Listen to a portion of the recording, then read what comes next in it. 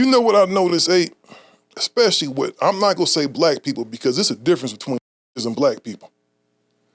A feels like a motherfucker owe him something.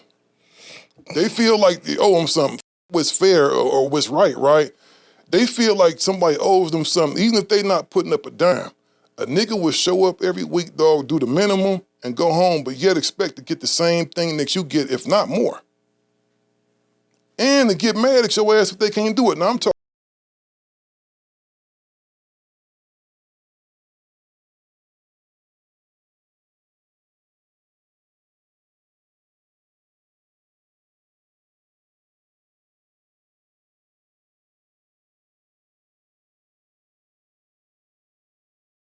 You like that, but if you a dude that's kind of just like really just letting them do their job, which you should be able to, if you paying a man for a service to watch over your money, you should be able to sleep at night knowing your cash is there and not being spent on putting his daughter through college or buying his mistress some new titties.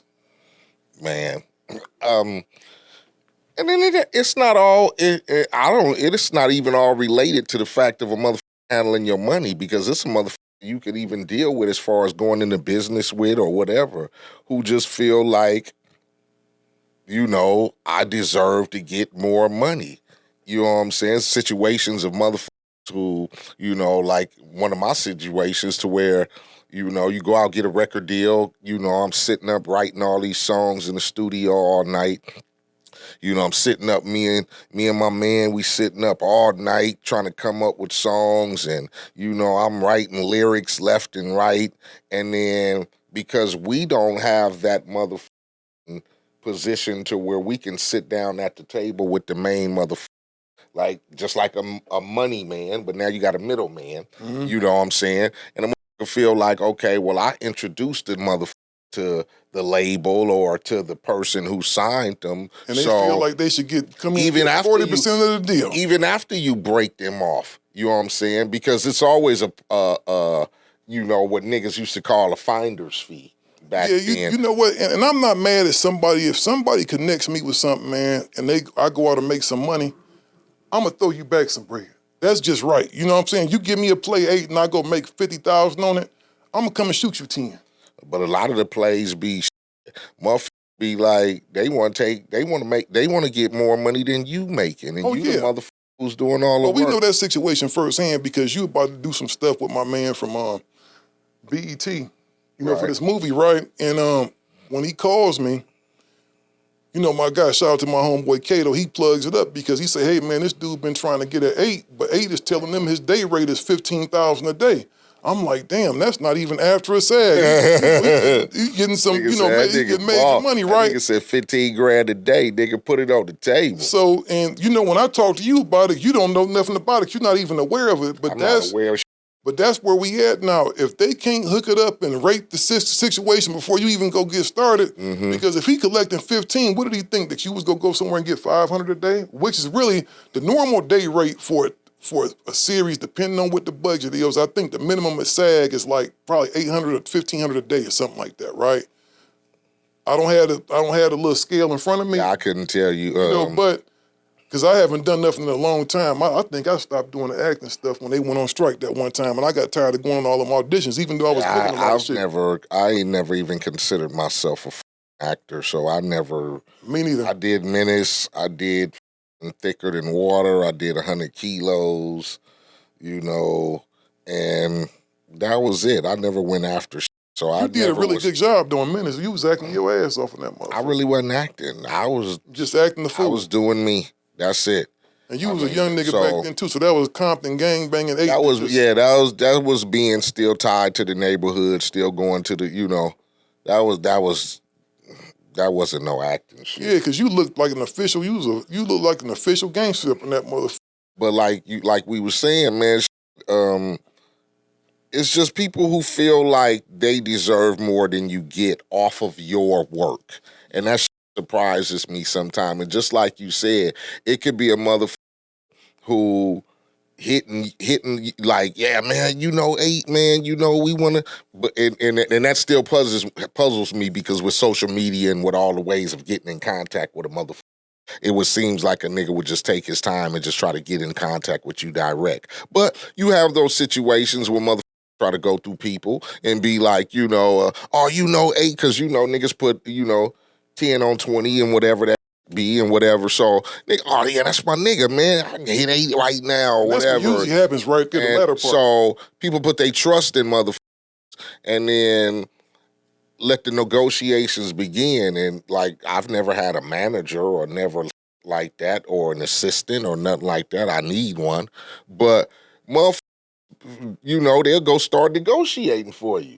Yeah, oh yeah, Eiht want this and Eiht want that. And in actuality, the motherfucker really be trying to fuck me.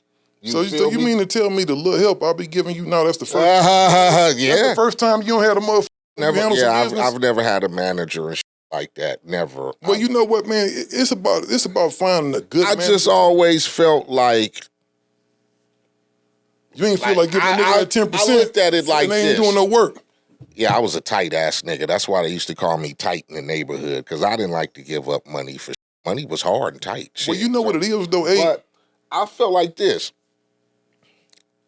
A nigga want me to come do a show, right? Mm-hmm.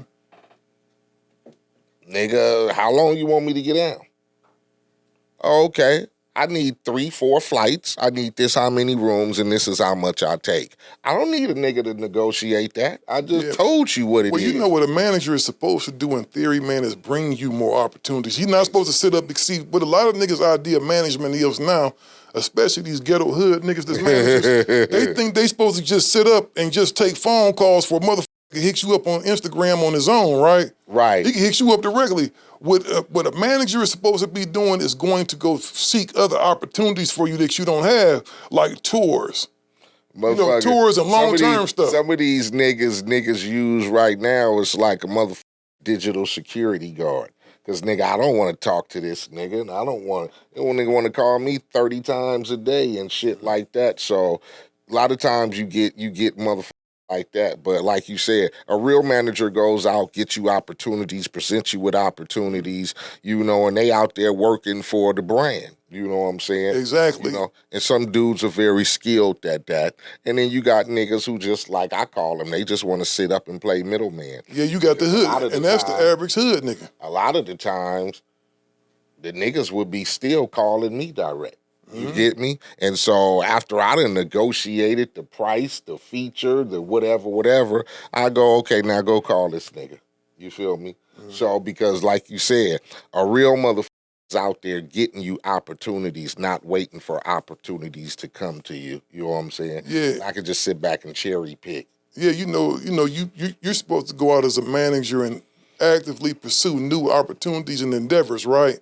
Like movies, for example. Right. Movies, other stuff that's really outside of your normal scope of business. It's easy to go get shows. I can have you MC8, I can have you booked every weekend to here to the end of the thing. That's cool, but we trying to elevate to another level because, as we get older, because Father Time is undefeated. Oh, no. As we get older, you're not going to want to go on the road every weekend. You got other stuff to do. You got a son that's about to start playing college ball. You got all kind of stuff. You got family time. So sometimes it's a bitch getting on them planes and stuff. Man, it's like, it's like 95 around here for the last couple of months. I've been on the road every weekend for about the last 2 months. So now just imagine you do a movie, right? You do a couple of flicks. You get compensated really well for that. And instead of going to go do a show every weekend, you go on a nice 10, 15 city tour to where you can stack your money. Now you can have more time to relax and unwind, and it's more lucrative. It's always best to try to make time for family. You neglect that sometimes. Oh, you tell me, man. Kids it's hard. and You got to balance family it for and sure. women or husband or whatever the case may be. It's very valuable, you know what I'm saying?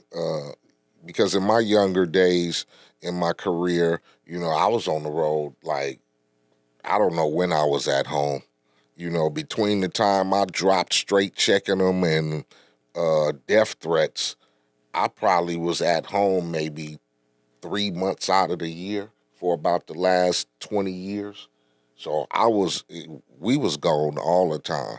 So it makes it hard. So when you get the opportunity, you try to reevaluate that type of shit. And, that's what I did when Quran came around. You you just have to reevaluate what's more important. Now, you know, everybody gonna feel chasing a check is important. And that's not everything. That's not the man. You know, and don't get me wrong. I'm like you. You know what I'm saying? You gotta get the bills paid. You feel me?